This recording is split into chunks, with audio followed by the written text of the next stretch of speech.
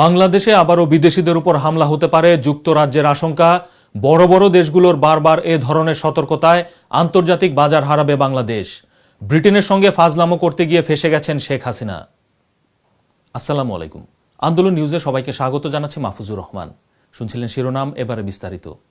যে কোনো দেশ এবং দেশের নেতা মন্ত্রীদের সম্পর্কে হুটহাট নেতিবাচক মন্তব্য করে বসেন শেখ হাসিনা। মনে যা আসে তাই বলেন। ভুলে যান তিনি দেশের প্রধানমন্ত্রীর পদটি দখল করে আছেন।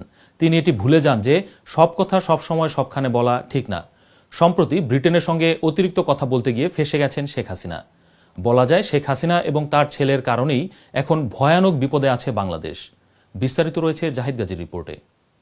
আওয়ামী লীগের মতো একটি রাজনৈতিক দলের সভানেত্রী হওয়ার সুবাদে বছরের পর বছর ধরে দেশের প্রধানমন্ত্রীর পদ দখল করে রাখলেও অনেকেই মনে করেন শেখ হাসিনার বক্তব্য মন্তব্য মায়া কামরুল কিংবা শাহজাহান খানের মতো। কখনো যুক্তরাজ্য সম্পর্কে, কখনো আমেরিকা কিংবা সৌদি আরব সম্পর্কে তার বক্তব্য মন্তব্য শিষ্টাচারের মাত্রা অতিক্রম করে। একাধিক কূটনীতিক এই প্রতিবেদককে বলেছেন, অনেক দেশের নেতারাই শেখ হাসিনার কাছে কোনো গুরুত্বপূর্ণ কথা সরাসরি বলেন না, কারণ তারা মনে করেন শেখ হাসিনার মধ্যে নেতাসুলভ আচরণের অভাব রয়েছে। এই প্রসঙ্গে কমপক্ষে দুজন কূটনীতিক শেখ হাসিনার কাছে জাতিসংঘের মহাসচিবের ফোনের প্রসঙ্গ তুলে ধরেন।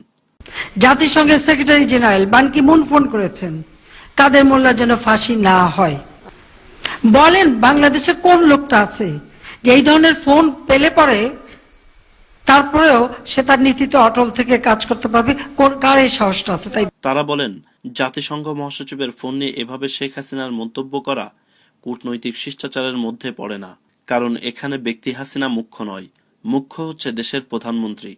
কিন্তু শেখ হাসিনার বক্তব্য মন্তব্যে মনে হয় তিনি প্রধানমন্ত্রী নন, তার আচরণ গোপালগঞ্জের টুঙ্গিপাড়ার কোনো এক ঝগড়াটে রমণীর মতো। সম্প্রতি দুজন বিদেশি নিহত হওয়ার পর বিভিন্ন দেশ তাদের নাগরিকদের বাংলাদেশে সতর্কতার সঙ্গে চলাফেরার পরামর্শ দেয়। অস্ট্রেলিয়া বাংলাদেশে ক্রিকেট খেলতে অস্বীকার করে।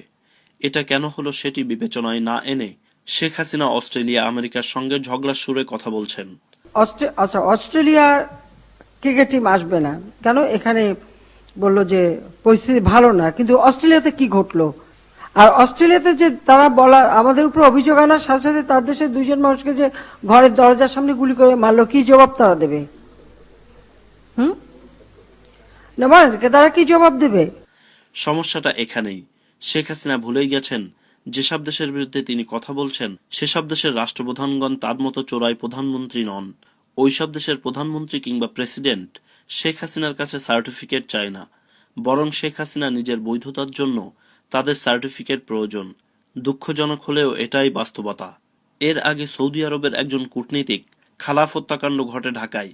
4 অক্টোবর গণভবনে আয়োজিত এক সংবাদ সম্মেলনে শেখ হাসিনা অকারণেই খালাফ হত্যাকাণ্ডের প্রসঙ্গ উল্লেখ করে সৌদি আরবের প্রচলিত আইন নিয়ে মন্তব্য করেন। তিনি বলেছেন, তারা নাকি বিচার ছাড়াই জবাই করে দেয়। সৌদি আরবের নাগরিক মারা গেছিল, আমরা খালাফত, আমরা কিন্তু তার বিচার করেছি। তা তো পেলেই গলা কেটে দেয়, আমরা তো তা করতে পারি না। কেন তো আপনারাই চিল্লাবেন যে গেল গেল সব গেল, মানবাধিকার লঙ্ঘন হলো। খুনিদের মানবাধিকার নিয়ে সবচেয়ে বেশি সবাই দুশ্চিন্তাগ্রস্ত। এই বাচাল শেখ হাসিনাকে যদি সৌদি আরব তাদের দেশের বিচার ব্যবস্থা নিয়ে নেতিবাচক মন্তব্য করার জন্য জবাব চায়, তখন কি ব্যাখ্যা দেবেন তিনি? বাস্তবতা হলো, বাংলাদেশ এখন শেখ হাসিনার অতি কথন এবং অতি চালাকের প্রায়শ্চিত্ত করছে। গমচোরা কামরুল, মায়াগুন্ডা, গোলাম সারোয়ারের মতো জাতীয় গোলাম সাংবাদিকদের তৈলাক্ত প্রশংসা শুনে চোরাই প্রধানমন্ত্রী শেখ হাসিনা ইদানিং মার্কিন প্রেসিডেন্ট বারাক ওবামা কিংবা ব্রিটিশ প্রধানমন্ত্রী ডেভিড ক্যামেরনকেও জ্ঞান দেওয়ার চেষ্টা করেন। গত 16 সেপ্টেম্বর ব্রিটেনের দ্য গার্ডিয়ান পত্রিকায় শেখ হাসিনার একটি সাক্ষাৎকার প্রকাশিত হয়। সেই সাক্ষাৎকারে ব্রিটেন থেকে বাংলাদেশে জঙ্গি রপ্তানি হয় নিজেকে অতি চালাক ভেবে এমন ধারণাও দিয়েছেন শেখ হাসিনা। বাংলাদেশের জঙ্গি দমনে প্রধানমন্ত্রী ক্যামেরুনের সহায়তা চেয়েছেন। এর 10 দিনের মাথায় 26 সেপ্টেম্বর অস্ট্রেলিয়া ক্রিকেট টিম বাংলাদেশে তাদের সফর স্থগিত করে। 27 সেপ্টেম্বর বাংলাদেশে ইটালিয়ান নাগরিক খুন হলে সবার আগে ঢাকায় ব্রিটেনের হাই কমিশন বাংলাদেশে তাদের নাগরিকদের চলাফেরায় সতর্কতা জারি করে। একজন ব্রিটিশ মন্ত্রীর নির্ধারিত ঢাকা সফর বাতিল করা হয়। সর্বশেষ শুক্রবার অর্থাৎ 9 অক্টোবর যুক্তরাষ্ট্র আশঙ্কা প্রকাশ করে বলেছে, বাংলাদেশে বিদেশি নাগরিকদের উপর জঙ্গি হামলা হতে পারে। জঙ্গি দমনে শেখ হাসিনা ব্রিটিশ প্রধানমন্ত্রীর সহায়তা চাওয়ার পর ব্রিটেন যখন তাদের মতো করে ভূমিকা রাখছে, তখন ফাঁদে পড়েছেন শেখ হাসিনা। তার বাংলাদেশি বংশোদ্ভূত ছেলে জয়ও 15 সেপ্টেম্বর ওয়াশিংটন টাইমসে আর্টিকেল লিখে বলেছেন, বাংলাদেশে জঙ্গি আছে। এখন সবগুলো দেশ যখন বাংলাদেশের ব্যাপারে সতর্কতা জারি করতে শুরু করেছে, তখন টনক নড়েছে হাসিনার। এখন বলছেন বাংলাদেশে জঙ্গি নেই। এখন পর্যন্ত আমি বলতে পারি যে আমাদের এখানে এখনো ওই আইএস বা কোনো কিছুর কোনো সে ধরনের অনুসরণ বা তৎপরতা গড়ে উঠতে পারে না। অথচ মাস তিনেক আগেও শেখ হাসিনার প্রাণভোমরা পুলিশ সংবাদ সম্মেলন করে জানিয়েছেন তারা জঙ্গি আইএসআইয়ের সমন্বয়ককে গ্রেফতার করেছে। সে বর্তমানে আইএসআইএস এর সহ সমন্বয়কের দায়িত্ব পালন করছে।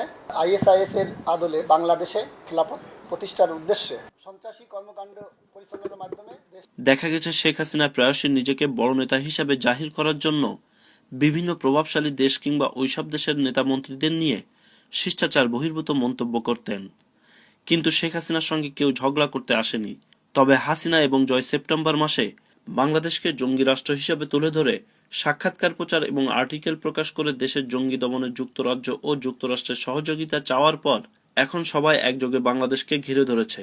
শেখ হাসিনা হয়তো ভেবেছিলেন জঙ্গি ইস্যুটি ব্যবহার করে বিরোধী দলকে দমনে এটি কাজে লাগাবেন, কিন্তু বেশি চালাকি করতে গিয়ে শেখ হাসিনা এবং তার অবৈধ মন্ত্রীরা একযোগে জঙ্গি নেই বলে চিৎকার করলেও কেউ শুনছেন না তাদের কথা।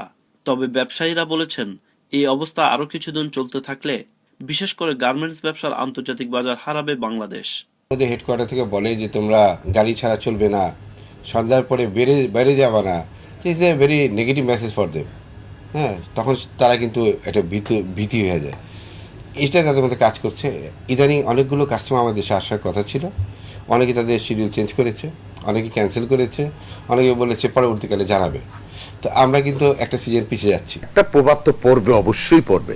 হয়তো কালকে আপনি চোখে দেখবেন না, কিন্তু এটার আস্তে আস্তে এটার একটা প্রভাব পড়বে। Zahid Gazi, ATV news, London. গণতন্ত্র পুনরুদ্ধারের প্রত্যয়ে শেষ করছি সংবাদ। আল্লাহ হাফেজ।